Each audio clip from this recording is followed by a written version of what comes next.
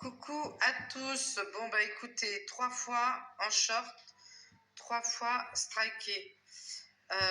Donc je vous la mets en vidéo en espérant bien sûr qu'elle passe. Voilà. Parce que bien évidemment ce qui est bizarre c'est qu'elle est strikée mais elle est vue.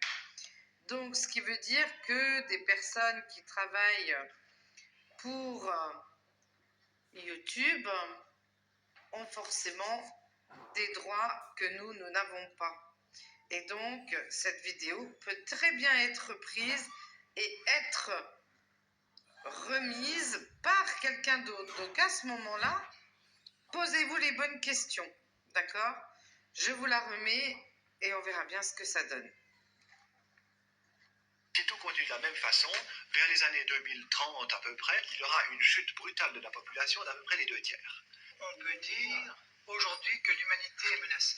Il est extrêmement difficile de donner un délai, si vous voulez. À quel moment est-ce que ça sera la catastrophe? Je crois que là, ça a été étudié par différents groupes, en particulier le fameux groupe de Rome qui ont travaillé avec le MIT. Et ils ont en particulier fait jouer les données principales suivantes: les investissements en capital, ou le niveau de vie, ce qui revient à peu près au même, la population, taux d'accroissement de la population, l'exploitation des ressources naturelles, la pollution et la production d'alimentation. Ils ont mis tout ceci dans un ordinateur et ils ont dit à l'ordinateur qu'est-ce qui va se passer.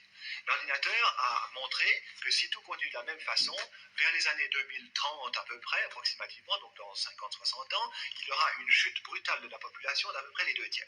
Ils ont dit à l'ordinateur, alors qu'est-ce que tu veux qu'on fasse pour qu'en l'an 2000 on soit stabilisé?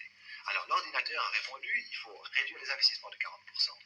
Réduire la pollution de 50%, réduire l'exploitation des matières premières de 75% et réduire la production alimentaire de 20%. Oui, mais enfin, est-ce que c'est imaginable, compte tenu des croyances religieuses, de stopper la natalité ou de la freiner? Est-ce que c'est imaginable, alors que les 3/4 de l'humanité sont en état de sous-développement, de freiner le progrès économique? Eh bien, vous venez de répondre à la question que vous posiez tout à l'heure. Est-ce que vraiment l'humanité est en danger?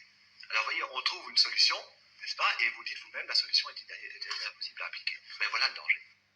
Bon ben voilà, allez, on va voir si on me la strike. Mais en tout cas, si vous la voyez ailleurs, vous saurez pour qui travaille cette personne.